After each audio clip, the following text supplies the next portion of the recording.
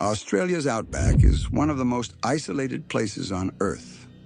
Thousands of kilometers of empty desert, abandoned railways, and towns that disappeared decades ago.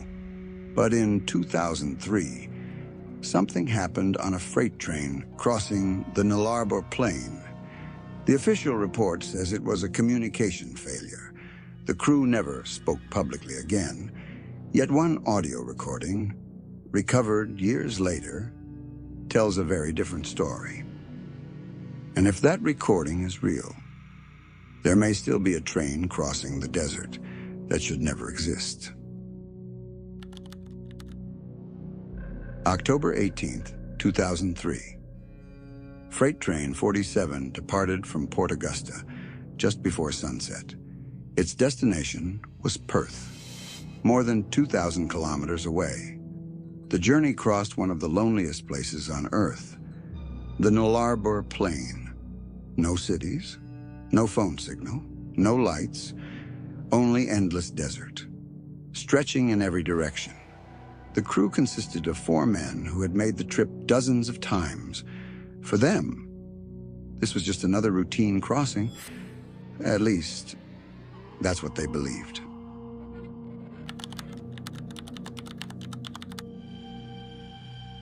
Around 1:52 a.m., the train's radio suddenly filled with static. At first, nobody panicked. Communication failures weren't unusual this far into the outback. But then, every electronic clock inside the locomotive froze. 1:52. The GPS shut down. The engine instruments flickered. And outside, the stars disappeared. Not behind clouds. They were simply gone. Beyond the windshield, there was only darkness.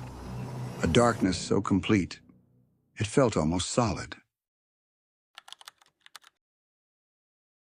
The driver reduced speed, not because of the darkness, but because something appeared on the tracks, far ahead. A single white light, perfectly still, too bright to be another train, too low to be an aircraft. As they approached, the light slowly revealed the outline of an old railway station. Impossible. No station had existed there for over 70 years. According to every official railway map, that section of track crossed nothing but empty desert. Yet standing beneath a flickering lamp was a wooden station sign covered in dust. It read only one word: Blackridge. None of the crew had ever heard that name before. The engineer reached for the brakes because someone was standing alone on the platform, waiting, as if they knew the train was coming. The locomotive slowed to a crawl. None of the crew had touched the brakes, yet the train was stopping on its own. The station was silent. No wind, no insects, no sound except the cooling engine.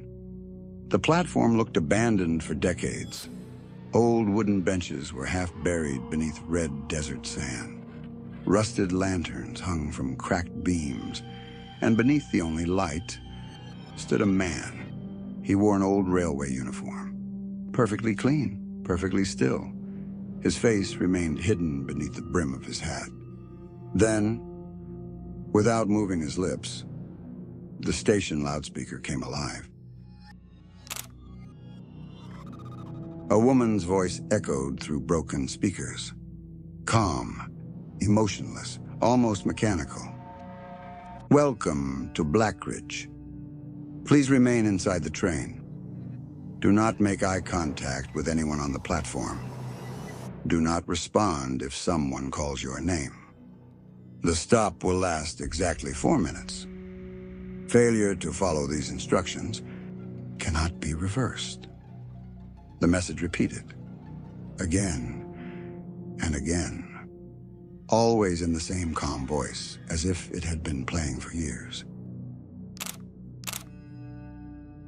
No one moved. No one spoke. Then, a voice came from outside, soft, friendly. It called the driver's first name, exactly the way his late father used to say it. The driver froze. His father had died 12 years earlier, one by one. Every member of the crew heard something different. A wife, a brother, a daughter, someone they had lost. Each voice sounded real, close enough to be standing just outside the window. One of the engineers slowly reached for the door handle. The others grabbed him before he could open it. He kept whispering only one sentence. "She came back. She came back for me." The station master finally moved. Just one step, then another. Slowly, he approached the locomotive. His movements were unnatural, not stiff, not robotic, as if he had forgotten how human beings walk.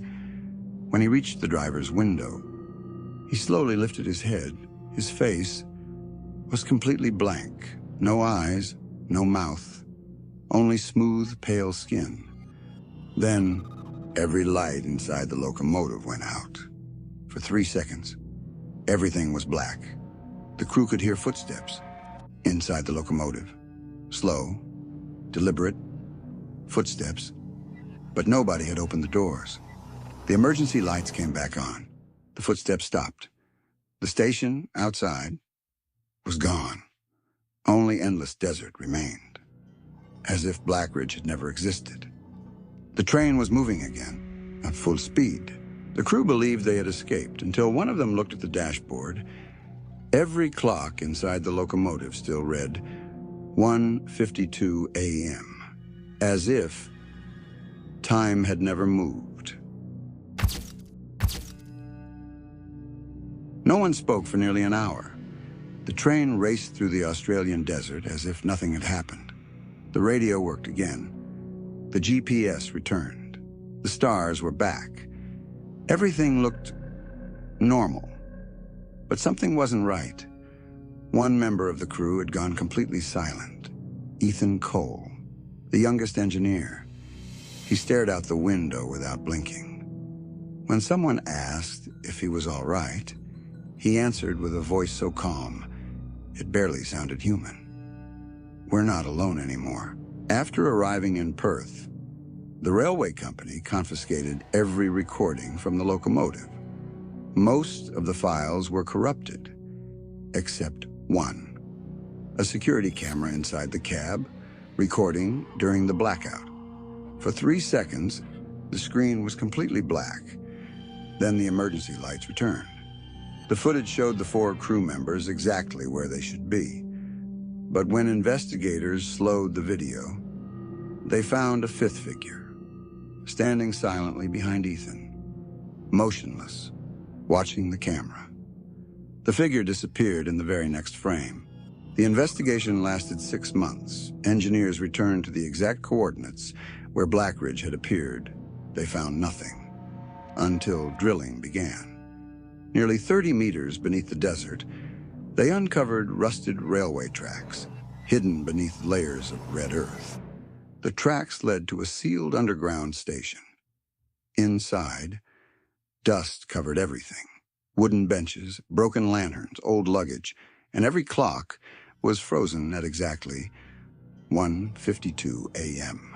inside a weathered leather suitcase. Investigators discovered a journal. Most of its pages had turned to dust. Only the final page remained readable. It contained a single handwritten sentence. "If the train stops, do not let anyone leave." Below it was a signature. Ethan Cole. The same Ethan, who was standing alive outside the station with the investigators. He swore he had never seen the journal before, yet handwriting experts confirmed. The writing was unquestionably his.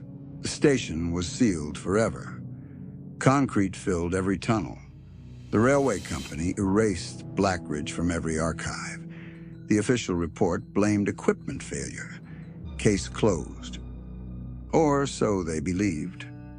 45 years later, a satellite monitoring the Australian desert captured something impossible. A line of fresh railway tracks Appearing overnight across untouched sand, the tracks stretched for almost 10 kilometers, then simply ended. There was no station, no train, nothing. Only one photograph, taken automatically at 1:52 a.m. When analysts enhanced the image, they found a freight train standing alone in the middle of the desert, and on the platform beside it, a single figure in a railway uniform, waiting.